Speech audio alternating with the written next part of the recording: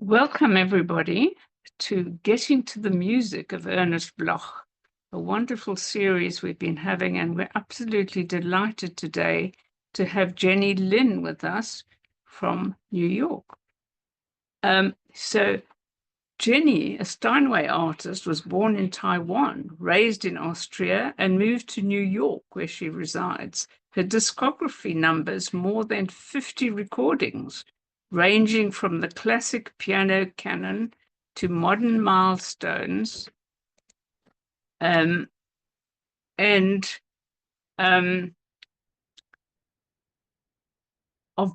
Broadway songs. Her passion for education led her to create Melody's Mostly Musical Day, a musical picture book for children told in classical piano pieces, which she developed in a multimedia concert that has toured the continent. Lin has close affinity with Philip Glass, whose etudes she performs globally, and which inspired her to embark on a commissioning initiative.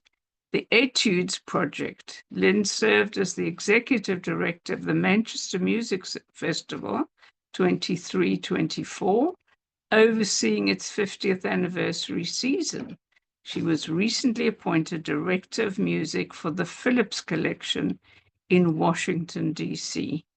So over to you, Alex Knapp, our chairman of the International Ernest Bloch Society, who is going to talk to Jenny today. So welcome, Jenny. Welcome all. And over to you, Alex. Want it in that view? Is that how you want it, or you want to just see this? There. Well, so welcome to everybody. It's really lovely to see you all. Thanks for joining this afternoon or evening or morning, or depending on what part of the world you're in. And it's a very special pleasure for me to introduce Jenny Lin, a celebrated concert pianist who has shown great interest in Ernest Bloch by creating this CD, which she will play examples from. This CD, made in 2006, comprises the works for piano and orchestra by Ernest Bloch. And we really look forward very, very much indeed to hearing about the music and her perspectives and her perceptions of the music itself. But I'd like to begin by inviting her to give us some background about, herself, her family, her education, and indeed her current activities, so that we know exactly more, shall we say, about what motivated her at this time to play Bloch and to make the recording. So let me start by asking you, Jenny, if you'd be kind enough to tell us about your background and your education and what you're doing at the present time as well.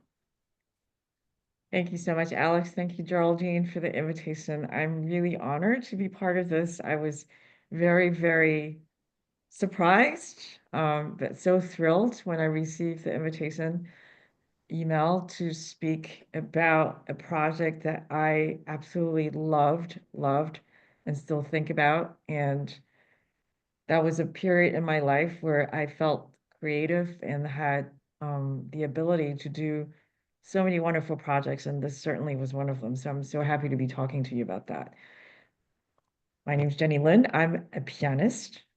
I was born in Taiwan, grew up in Vienna, Austria, moved to the US for some time, spent my high school and college years, and then after that moved to Geneva, Switzerland. Currently I am, and then lived in New York for many, many years, but recently moved down here south to Washington, D.C., where I took over the position as director of music at the Phillips Collection. I don't know if you're familiar with the Phillips Collection. It's America's first modern art museum. And we do have a wonderful concert series that has concerts every Sunday. So imagine a much smaller version of the Wigmore, but certainly filled with very talented artists. We have lots of BBC New Generation artists that comes through. So that's where I am currently. I have not given up my performing career. So this was a fabulous opportunity to kind of stretch my knowledge about the repertoire. And so that's kind of my background. And I told Alex I wanted to speak about how I came to know about Bloch's music. Um, I think I was in my early teens and I was at a CD store. Yes, CD store when we still had CD stores back in the day. Um, and there was a recording of Poems of the Sea, and I was very curious. The cover was beautiful. It was a painting, and probably some of you have that same recording. It was a blue cover. And I bought the recording, went home and listened to it, and it was completely captivated by this work and the composer who I did not know at all. You have to imagine early teens pianist, really our repertoire was limited. It was between Chopin, Rachmaninoff, maybe very courageously try some Stravinsky, but the name Ernest Bloch was certainly not an everyday composer. So after that, this was also pre-internet times. I did go to the library and looked up a little bit about Bloch, but that recording sat sort of in the corner for quite a few more years before I was able to rediscover again Bloch's music. I did purchase the music of Poems of the Sea that's sitting in my library, but it was only until high school I was entering a piano competition where one of the category required was a 20th century piece of your choice. And I thought it was a wonderful opportunity for me to take out this Bloch piece and perform it for the competition. And perhaps one of the best choices because I have gotten very positive comments from the judges that I selected this work, that no one was, I mean, people knew Bloch, but it was a big surprise to the judges that I selected this work. And then I remember using the Bloch pieces for children, Enfantine. I used to use them as sight reading practices. And it was really fabulous materials to practice my sight reading because a lot of the writing that Bloch uses for piano are so unique, they're so different. It really forces you to develop special sight reading strategies. And I remember learning a lot by using the Enfantine as exercises. And then eventually, when I entered conservatory college years, I had a lot of requests from string players to accompany them in Bloch pieces, whether it would be chamber music or as accompanist for some of the string and orchestra pieces, where the pianist uses the reduction. So those were the most, I would say, satisfying years to be learning about Bloch's repertoire that was not just piano solo. Of course, Nigun, I'm probably performed that many, many times with some of my colleagues. And then when I moved to Geneva after college, it was completely natural to dive into the music of Bloch. And I discovered the Concerto Grosso through recordings. And I found the score of the Concerto Symphonique in the old bookstore that was in the pile of the reduced section. And it was very curious. And at the time, I cannot find a recording. I had to dig It was eventually when I moved to New York that I found the one recording of the Concerto Symphonique that I knew. And that was during the period when I started to work with different record companies, and one of them was Hensler Classics. And Hensler Classics is a German-based recording company that collaborates very often with the radio orchestras. And one of their biggest projects was to cover as much underrepresented repertoire as possible. So it was one of those stories when all the stars line up. I got a call from Hensler producer saying that they really want to do a Bloch project with the Southwest Symphony Radio Orchestra. And they asked if I was interested, and I said, of course, without even thinking. And the idea was to put the entire piano and orchestra repertoire on one disc, which was going to fit. Concerto Symphonique was half an hour. Concerto Grosso was about 20, and Scherzo was about 10 or 15, I think. And so that's when I really dove fully into this project and really started to understand what the world was missing. And this is some of the best pieces I know. And I have such fond memories and also very dramatic memories, which I can tell you later of this recording session. I guess before we go into the recording portion and the repertoire portion, I don't know if anyone has any questions or comments about my history, or Alex, I'll let you decide if we should go straight into talking about the three main works. Well, I think what we should do is to proceed to the end of the sort of schedule of points and topics that you'd like to discuss, because if we start discussion now, we may find ourselves getting very involved in all sorts of fascinating areas, but we might not get through to the end, which would be a great shame. So I think I would like to encourage you, if I may, and I hope everybody agrees, that we would continue with your narrative and your observations and your insights and, you know, your whole experience of this music. And then we will definitely look forward to a question and answer session when we can raise all the points that arise during the course of what you will have to say. And I see this very much really as your presentation, although I'm very happy to participate as the anchor man to smooth things along. So you've mentioned that it was in Geneva that you did come across quite a lot of Bloch's music, which of course is a lucky, I won't call it a coincidence, but it's a lucky confluence, really, because of course that's Bloch's birthplace. And you said to me earlier that you'd studied privately, not at the conservatoire, but privately for 4 years. And clearly, obviously, this must have made some kind of impact, you know, upon your whole experience of this repertoire. Now, you mentioned, perhaps you'd like to tell us now a little bit about the recording itself. We'll talk about the music in a moment, but about the recording itself, how it came about. And you mentioned here something about the recording session. So it sounds to me that there is something very particular about the whole process of making this recording that you'd like to share with us. And I'd be really interested to hear it myself, certainly. Yes, absolutely. So it was really thanks to me being in Geneva that I was contacted by the German label and the radio orchestra in Germany to have this project of recording the complete works of piano orchestra by Bloch. I don't think that combination existed at the time.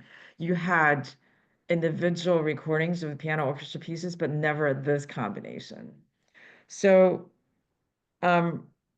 it's a very interesting story. The Concerto Symphonique requires a very, very large orchestra. I think one of the largest formation instrumentation for piano orchestra. And some of you might know that a lot of the radio orchestra systems in Germany are union-based and heavily union-based. That halfway through a Concerto Symphonique, there was a dispute with the union. Oh. And half of the orchestra was not coming back. to finish the recording session. It was quite a challenge during a very intensive 4 days. So what we did instead, we actually recorded the Concerto Grosso first because we couldn't complete the Concerto Symphonique. We were missing players. So we did a Concerto Grosso first. And I have to say it was a very emotional process because I was in the back of my head thinking, there I was, young, not very experienced, and had no connections to German, anything German or German radio, and I was facing this union issue. So the Concerto Grosso recording session was so wonderful because this music was so wonderful and so human and so forgiving that because of this union issue, we recorded that first. Eventually, we did the scherzo, fantastic. And thank goodness, union agreed, and we brought back as many players as we could, and we had to source the rest from other radio stations. So that was my recording story. And that's another reason that this recording is so personal to me and so memorable because there were so many challenges involved. Not just the music itself. This was not something where you could just go and listen and learn the piece. You really had to go into the score and learn it because the reference sources was so limited. I don't think there would even existed a scherzo fantastique at the time. So I couldn't go and listen to 20 interpretations and figure out what to do with it. So everything was really based on a lot of work between me and the conductor and trying to figure out what interpretation we wanted. So I think it would be great to go in order of these three works that's on the recording, and perhaps Alex can help me provide a little bit of the historical background of these works, and then I can give you some of my own artistic thoughts about these pieces. Yes, sure. With great pleasure. I am unmuted. Good, yeah. So, well, before we do that, I must say that must have been really traumatic. What kind of an experience is that? I don't know whether anybody here has had anything similar to that, but I can't imagine, when one's really geared up to make a recording, having really, really keyed oneself up, to be at peak pitch. It's almost like fever pitch in a way, I suppose. And then to find that the orchestra walks out halfway through just because, I can understand that union issues are very important, and I'm not decrying that. But it must be dreadful for you. It must have been an absolutely appalling experience to find yourself left high and dry. Having done all this preparation. So I'm really sorry you had to go through that. But it's great that we have the recording anyway. Can I just add one little thing first before we start, which is just a curiosity that there are people here who very well know, but I just mentioned it anyway. You mentioned that this recording contains all the works for piano and orchestra. Okay. However, in the Library of Congress, there are some sketches of a work for piano and orchestra, which Bloch entitled Jeremiah. And this would have been part of the Jewish cycle of 1912 to 16 or 17, 18, which actually Bloch had in mind with obvious reference to biblical, the biblical figure of Jeremiah, but it never went beyond a series of sketches. But it would be really fascinating, if possible, one day for somebody dedicated to such projects to make a reconstruction based on the sketches that do exist. Now, I don't know whether the sketches are substantial. I think I've seen some of them, but I haven't seen all of them by any means, and it may be a little bit difficult, to do to create a reconstruction of what Bloch might have had in mind. But I think it could be quite a fascinating project for anybody who wished to do so. I just thought I'd add that because when you make your next recording of all these things, with the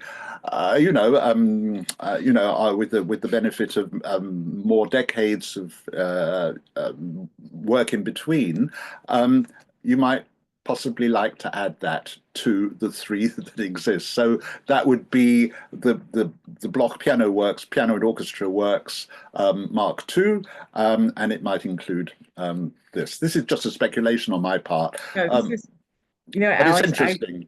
I just actually got off a conversation with one of the librarians at the Library of Congress who runs the concert series at the Library of Congress, and he's a composer. And this is absolutely perfect. I'm going to mention this to him. We just did a project for Artur Schnabel, the pianist, who was completely overlooked as a composer. And Right. the Library of Congress has all of Schnabel's sketches as well as manuscripts. And so I'm going to email the librarian and tell him exactly and ask about these sketches. This is incredibly interesting to me, so I am very grateful. Well, I just thought it was sort of like a footnote, but nevertheless, I just thought it might be appropriate and relevant. So you mentioned that we should start then with the first of the three works on this recording, which is the Concerto Symphonique. And just a few words about the background. This work, 38 minutes long, was completed in March 1948, when Bloch had already been well established for many years in Agate Beach, which is a little village just north of Newport, Oregon, on the Pacific coast. The premiere of Concerto Symphonique took place in the Edinburgh Festival of September of the same year, with Bloch conducting the BBC's Scottish Symphony Orchestra with the American soloist Corinne Lacombe. It was then performed a few days later in Glasgow and then London at the Promenade Concert Series and also over BBC Radio. And then it was performed a few days later in Geneva and then subsequently in many other places. It's dedicated to Mary Tibaldi Chiesa, who was a great supporter of Bloch's music, who was Italian herself, and really was the person who put Bloch on the map in Italy from the late 1920s and 1930s onwards. Published by Boozy and Hawkes in 1950, first of all as a two-piano version, where the piano solo plus was provided alongside a piano reduction of the orchestra, and then secondly as an fully orchestral work. Now, some of the material originated over 3 decades earlier. There are sketches that date from around 1918 from New York City, when Bloch was actually living there, working at the Mannes School of Music, which you yourself, Jenny, have a strong connection to as a professor there too. Now, 1918 was the height of the Russian Revolution, and this is not irrelevant. Bloch was enthusiastically in sympathy with workers and peasants and with the principles behind the actual revolution. And as a student, even earlier, he had been an anarchist by his own, according to his own statement. And it was only later that he apparently became a monarchist in outlook. So he changed his mind about that. And this is according to Suzanne Bloch, Bloch's elder daughter, who did write a biography about Bloch, which has never actually been published. But it's a very fascinating document. This information comes from her book, Creative Spirit, and where she writes about all the music, all the compositions individually of Ernest Bloch. His political and psychological conflicts and his desire to escape from a bitter world seem to be expressed in this music. I mean, that may be a subjective view, but it might be worth considering. But he was not only struggling psychologically at the time that he composed this, but also physically, because he was in very poor health in the late 1940s, as indeed so frequently during his life. So he had this kind of problem, which is, in this particular case, reflected in the music. So, but it's amazing that he had the energy and stamina to compose a massive, complex, and technically demanding work extending to 232 pages of orchestral score. He even made a detailed graphic visual analysis of each movement in his immaculate handwriting. So this is something that is really worth looking at, because it really gives an idea of how Bloch had conceived the work and how he could give a kind of an intellectual, as it were, framework to a very, very emotional and passionate composition. Amazing. Thank you so much, Alex. This is truly one of the greatest undiscovered works for piano and orchestra for the 20th century. And this is equally as important as, let's say, a Rachmaninoff piano concerto or a Prokofiev piano concerto, and equally as demanding for everybody, including the orchestra. I mean, again, I mentioned earlier, it requires an extra large size what's so interesting that it begins with a complete piano solo. It's rare and very unique, and also quite revolutionary to start the concerto just with piano solo alone. But the piano solo beginning is so powerful. It's really like opening this door to something even greater that's coming along. And definitely when the orchestra enters, it's on equal terms in terms of volume and importance. And this is one of those, I don't even want to call it piano concerto, because usually when you call something a piano concerto, you're talking about a piano soloist, an orchestra that acts very often only as accompanying. But here is really orchestra and piano are equal. And so I'm going to play the beginning, so you will hear the opening of the solo. And then when the orchestra comes in, it's really glorious. It's nearly 40 minutes long, like Alex mentioned, and the piano never stops playing. It's always playing. So in other concertos, you have tutti sections, and we actually get a break, but not so much in this piece. So let me put my share on, and I will play the opening of this work. Give me 1 second, just to make sure everything is working. Okay, here we go.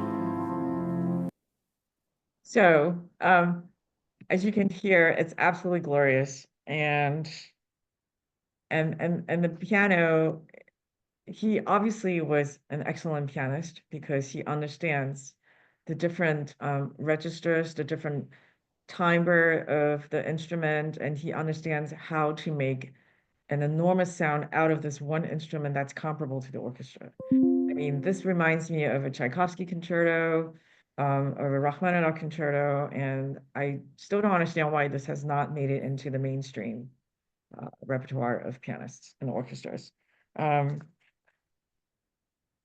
Should we kind of go in a different route and then go to the Concerto Grosso, because this is such a wonderful polarity between these two works, and how there's a very sensitive side and a very chamber music side and personal side to Bloch. That's important to point out, that he's capable of writing in such a large scale as well as a very intimate setting, but still with so much power and so much energy and so much humanity. So let's talk about the Concerto Grosso. Sure. Okay, so Would you like to just stop share for the moment? Yes, I'll do that. Thanks. good. Okay. Well, thank you very much indeed for playing us that clip from the beginning. I mean, I really did hear a little bit of Rachmaninoff right there just before the orchestra comes in, and it's very beautiful music. I have to say, it's very grand and very very compelling right from the word go. As indeed is the Concerto Grosso, but in a different way. This was composed when Bloch was had been appointed the founder director of the Cleveland Institute of Music in 1920. That's when he was appointed, and during the 5 years that he was there, he was very busy making studies of all sorts of different genres of music. And in 1923 and 24, he'd been exploring the concerti grossi of Handel and Corelli with the Cleveland Institute of Music String Orchestra, incidentally, in which his daughter Suzanne played violin. While teaching composition and conducting, he found that some students expressed reservations about the validity of tonality and traditional forms in modern music. To prove the vitality and potential originality of neoclassicism, he decided to write a work for student orchestra as a challenge to them. In other words, to wake them up to the possibility of something really 20th century about an 18th century style. At first, he conceived this Concerto Grosso as a suite for string orchestra, based partly on themes from an unfinished suite of Swiss dances dating back to 1899, which is when he was 19 years old and still a student. He gave full attention to this particular work, the Concerto Grosso number 1, from December 1924. And apparently, according to Suzanne Bloch, he composed at nighttime in a museum in Santa Fe, New Mexico, which boasted a piano and an electric light. Now, I don't know what the significance of that exactly is. I'm not quite sure why he didn't compose this at home, but in any case, that seems to be the framework within which he, or rather the environment in which he was working on this piece during the winter. I mean, it must have been quite a challenge. He completed the work in Cleveland in April 1925. The first rehearsal was an absolute triumph, apparently. The students were delighted with the neoclassicism of the first movement in particular, the prelude. They felt somehow convinced, or at least Bloch had been able to convince them, that neoclassicism was alive and well and a very legitimate way to compose even in the 20th century. The first public performance took place at Hotel Sadler in Cleveland in the following month, and it was given by an orchestra of students and Music Institute professors. This whole period was somewhat bittersweet for Bloch because he had, at round about the same time, been invited, as it were, to resign. For this, the reasons are complex and difficult, but nevertheless, the situation at the Cleveland Conservatoire Institute really became impossible and he had to leave. But within a few months, he'd been invited to accept the directorship of the San Francisco Conservatory, and so therefore his, how should I say, line of professional engagement was able to continue without too much of a hiatus.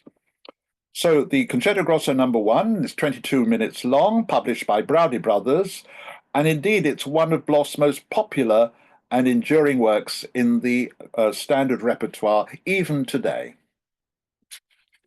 So now to you. I think what's interesting is that this work is written 1925. You know, you have to look at music history. There's so many modernism going on during that time. But Bloch was able to retain his own style and his own voice, and he wrote what he felt was most beautiful. And that, you know, yes, neoclassicism in one, there's also some Baroque inspired structures in another being called Concerto Grosso.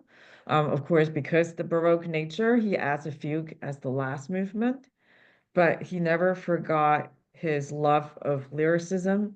I always feel like listening to Bloch or performing his music. He's really talking to you. And you can say what you want about composers conveying their messages through their music or talking to you, but I think Bloch really speaks to you when he is composing. And it's a direct message, and so I would love to share beginning of the second movement of the third, which I think is so gorgeous that to this day I still think about and dream of performing it. Let me share the screen. And the third is right here. Liberty. Liberty Mutual is all she talks about since we saved hundreds by bundling our home and auto insurance. Liberty.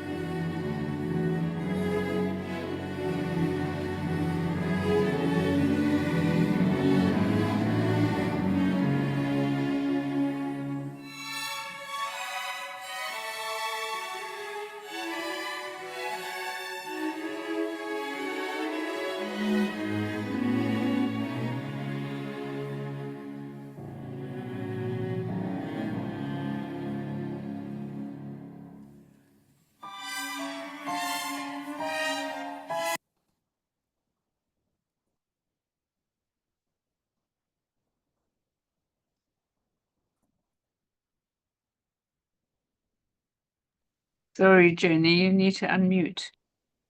Here we go. I just wanted to give you the sense of lyricism in this music. And what's so interesting is how he uses the piano in this context versus the context in something like the Concerto Symphonique. That he's able to use the instrument, the piano, so well in the chamber and personal setting with a very different message. The piano is completely transformed in this piece when you listen to the Concerto Symphonique. It's completely two different instruments. And that is really the proof of an extremely talented composer who's able to treat the instruments differently in different contexts. And the messages are very clear, is that I'm going to write music that I think is beautiful and that is effective. And I think that's one of the brilliance of Bloch. It's very satisfying to perform this as a pianist, as a performer, because you are playing beautiful music and enjoying beautiful music around you. Very often you don't have that opportunity, especially playing in a more chamber-like setting, that a lot of the instruments are just kind of around you as layering or accompaniment. But in this case, it's really, really satisfying to perform this work. Sure. Yeah. Should we move on to the last piece, the scherzo? Fantastic. Yes. Yes. Sure, by all means. So the Scherzo Fantasque was composed in agate beach shortly after the Concerto Symphonique, that's to say in 1948. It's a single movement piece, only 9 minutes long, and it's completely different in character from the Concerto Symphonique. It's joyful, exuberant, humorous. It's got lots of different quality. You see, Bloch is very often considered a very can be considered sometimes rather serious and really perhaps more sardonic and with elements that might seem a little harsh. But actually, he had a terrific sense of humor. I've heard stories about, the stories that he would tell around the dining table, not only to his family, but also to his friends. Very spicy, he loved wine, he loved good food. He had a great, sense of communication with words as well as with music as well. Suzanne Bloch, his daughter, describes the middle of the three sections of this work as wailing a little like a sad gargoyle. I think that's a very expressive way to describe a piece of music. And so again, there is material from earlier years that he composed, particularly in the last of the three sections of this work. It was premiered in New York City in December 1948, published by Schirmer a couple of years later, also in a two-piano version. So that and the Concerto Symphonique is available for two pianos as well as for piano and orchestra. So I'd like now then to hand over back to Jenny to play a bit of it and also to tell us her feelings about it.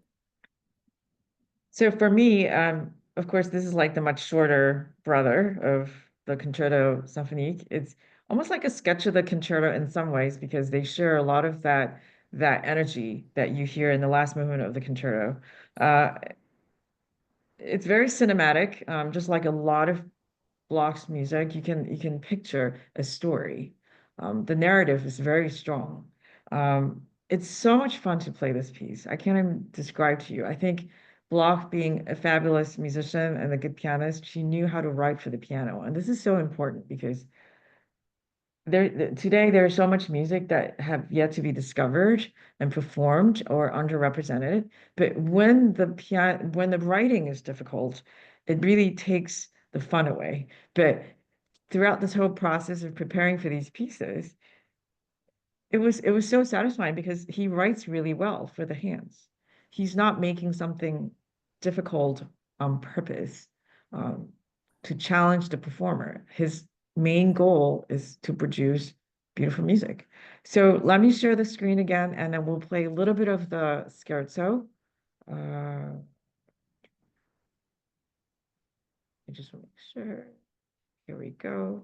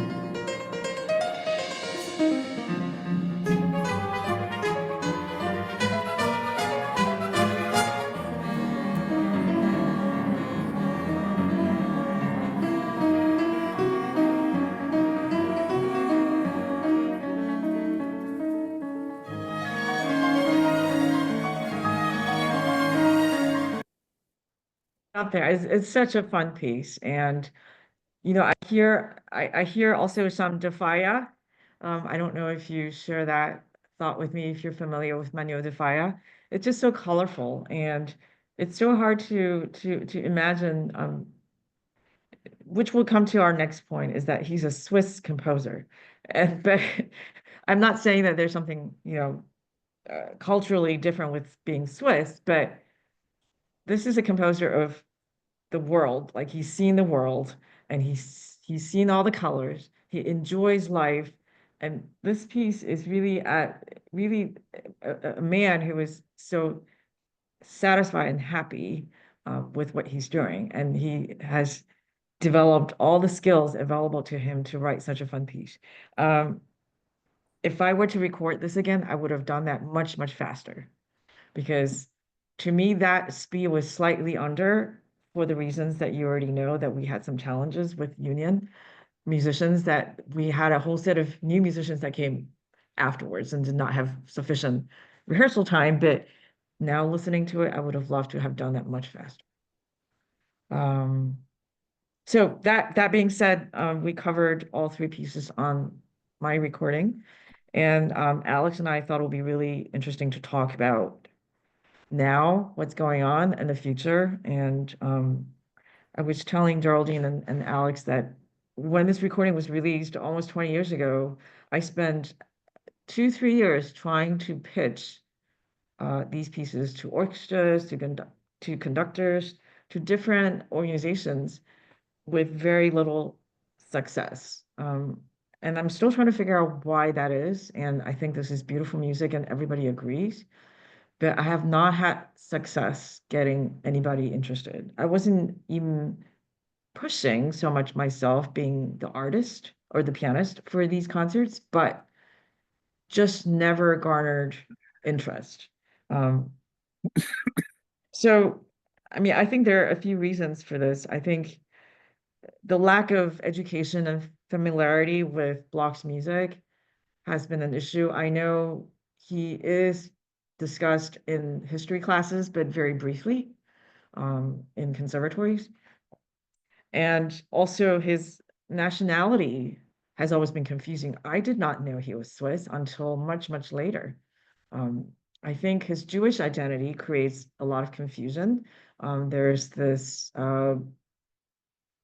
people identify him as a Jewish composer. I find it very challenging. And because I'm not Jewish, but I absolutely was drawn to his music in the first minute that I listened to Poems of the Sea.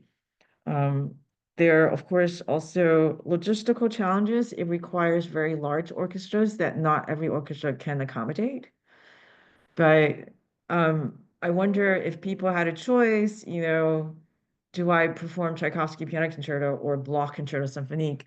Most artists or conductors would go directly to Tchaikovsky. Also, another reason could be Bloch doesn't fit into one category. He is not a romantic, he's not a neoclassicist, he's not a modernist, he's not a nationalist composer. So a lot of professors have trouble putting him in a category. We like to teach categories. I know when I was teaching music history, it helps to have different groupings. Same thing with presenters. Now that I am a presenter myself, programming Bloch is a challenge to some people. So those could be the reasons. And to be honest, this is almost like meant to be, because when Geraldine emailed me, I immediately went back to my research about Bloch, and now I'm going to try to start a new campaign, hopefully for the 150th, to see if I can garner new interest. I just wrote to Manus School, the dean. Hopefully he can do something, because after all, Bloch was the first composition teacher at Manus, and even the dean was very surprised, and he completely forgot about Bloch, and he was so happy. Hopefully that could be part of their agenda for 2030. So, I mean, that's really all I have to say about, you know, given the time that we have, and I'm happy to answer some questions, or would love to hear about your thoughts, feedback.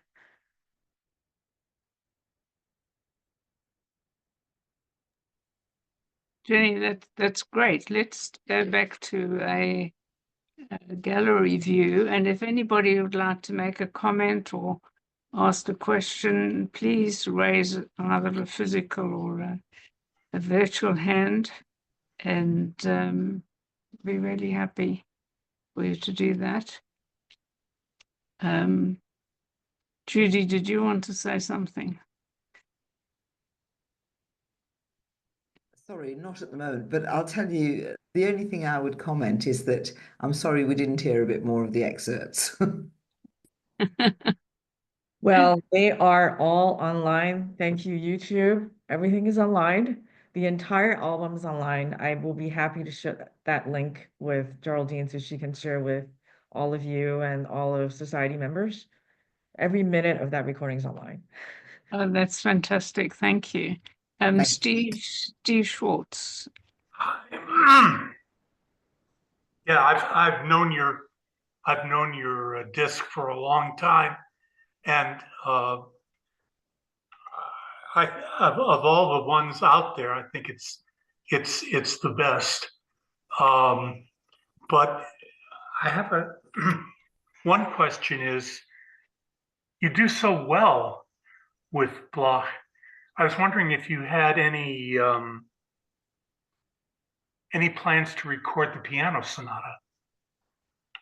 Oh, I wish, I went through, so one thing I did not address is that we are in a very different or difficult, I didn't want to say difficult, but different culture right now in the arts or in music. The interest is different. The reception is different. Of course, the financial resources are different.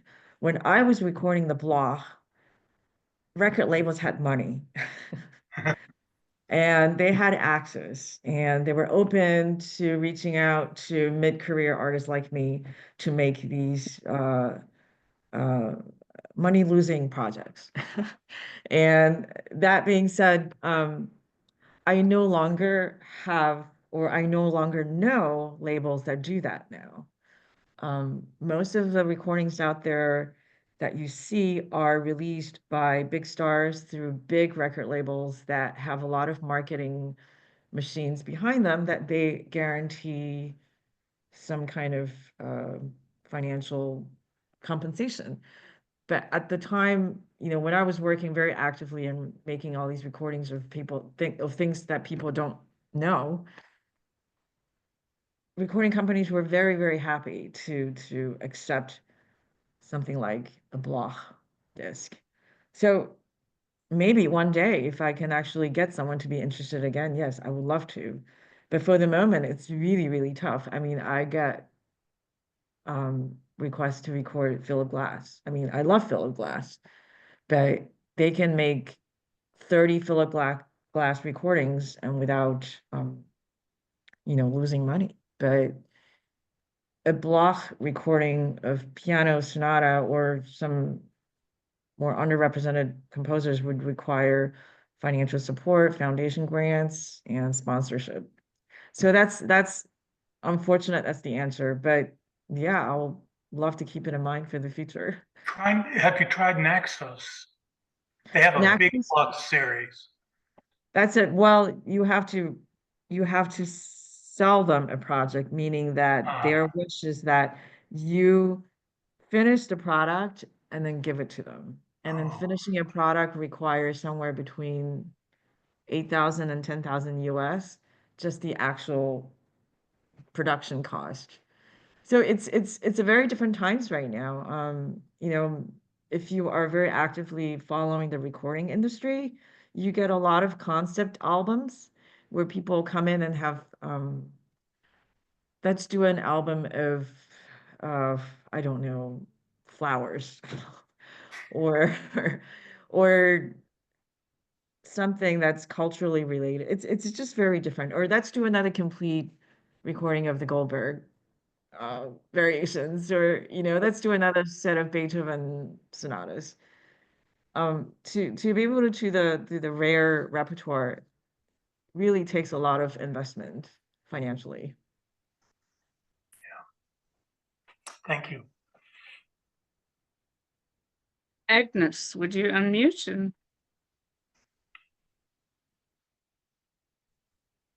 Yeah, this is a very boring question, Jenny, but so you are Taiwan born and then brought up in Austria, then you lived in New York. So how did you end up with this German orchestra who was so heavily involved in union politics, and why? I was very lucky. My first recording was for the BIS Ah, label. Somehow I knew a friend who knew a friend who was a music critic, and we got invited to BIS Records 20th anniversary party. And then a few months later, Robert from Barr, who runs BIS, called me and said, I need to do a CD called Chinoiserie about composers who are inspired by China. Can you do it in 2 months? And I go, yes. So that led to contacts with Hensler Classic, which is a German record label. And Hensler was working with all the radio orchestras at the time, doing very interesting projects, sourcing different artists who they can find and making these connections. And I also had a German manager at the time, and I also spoke a little bit of German, and sometimes all the stars line up, and that's how I got connected. But yes, the union story was a big shock because I have no idea what happened with that. When I heard about it, half the orchestra was gone. So Thank you, Jenny. Oh, just before I go or you go. So I didn't focus properly. This recording, is it on BIS level? no, this is on Hensler Classic. Okay. So it's called SWR Music, which was part of Hensler Classics. SWR is the Southwest Rundfunk, or the radio orchestra. So it was one of those series that they had to feature underrepresented composers with that were big orchestra works. So it was very successful. It's just never made money. I'm not even sure if it still exists, the series. Okay, thank you so much. Thank you, Agnes, and thank you, Jenny. I mean, it's just amazing that all these things got aligned and that you've made this recording. And I'm really happy that we've discovered you, and we'd like to definitely keep in touch and keep talking and seeing what we can do to help each other and to help Bloch for 2030. So Absolutely. I think that's I know that you have another appointment, and I think we've covered everything just wonderfully. Alex has been a terrific foil for you and filled in the wonderful details. It's been a really exciting and beautiful presentation. So I think on behalf of all of us, and there's some very erudite people here, it's been fantastic. So thank you very much. Thank you very Um, much. Yeah, we're I'll send you the link of the recording. You can enjoy it any hour, anytime, any way you like. And I'm going to be writing Library of Congress tomorrow, first thing, to see what we could do about putting the sketch together. So, and I'll keep you updated. Hopefully, it will be a very fruitful 2030. Maybe that we'll come up with some events with Manus or something in Washington, hopefully. So we'll see. wonderful. Thank you very much. Thank you. So thank you, Alex. Thank you, Jenny, again. And as I say, we hope this is the beginning of a wonderful friendship and connection. And we look forward to more wonderful things. So thank you all for coming. And I'll certainly put it onto the our playlist with the link to the recording so that everybody can listen to it to their heart's content. Thank you so much. Have a wonderful rest of your evening. Thank you. Fantastic. All right. So we'll be in touch when we're going to do another session. There's nothing necessarily in this pipeline, but I'm open to suggestions. If you know of anybody who wants to talk about this, it'd be fantastic. So lovely to see you all, and we'll be in touch. Bye for now. Bye.